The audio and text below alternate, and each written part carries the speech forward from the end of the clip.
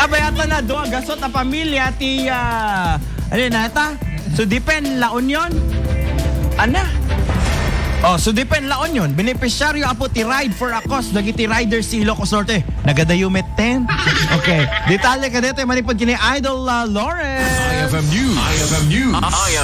IFM.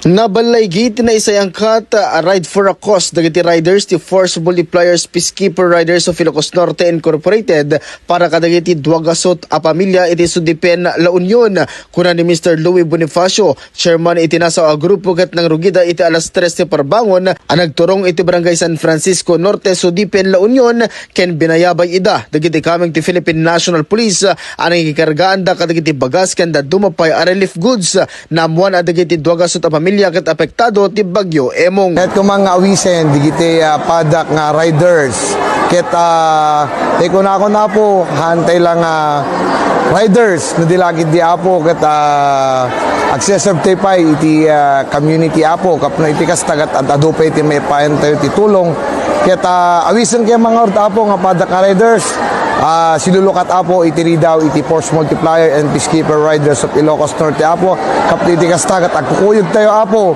nga mapan mangyayawat ken mangted itutulong digiti agkasapulan apo. Mainaig iti daytoy ket nagyaman met dagiti nagbali na benepisyaryo iti daytoy nga aktibidad pakiramanan ti Napolcom Provincial Officer ti La Union. Napakasaya po nung naganap na charity event po ng Force Multiplier and Peacekeeper Riders ng Ilocos Norte. No? Ang layo-layo pa po ng pinuntahan ninyo pero napaka-grateful namin dito sa La Union na ito yung napili ninyo na mag-idaos yung inyong charity work. Agyaman kami iti IP community, iti buong komunidad iti San Francisco Norte. Successful nga naipaipo iti Force Multiplier and Peacekeeper Riders. Dahito nga ganwat daket. Makita tayo apo nga naragsak dagiti IPs tayo dito isudipan kat dakkel nga yaman nito apo diyan. Maimpanamnama kadagiti taga Ilocos Norte nga aduntupay ti matulungan dagiti Force Multipliers Peacekeeper Riders of Ilocos Norte iti sumarsaro na bulan ken aldaw.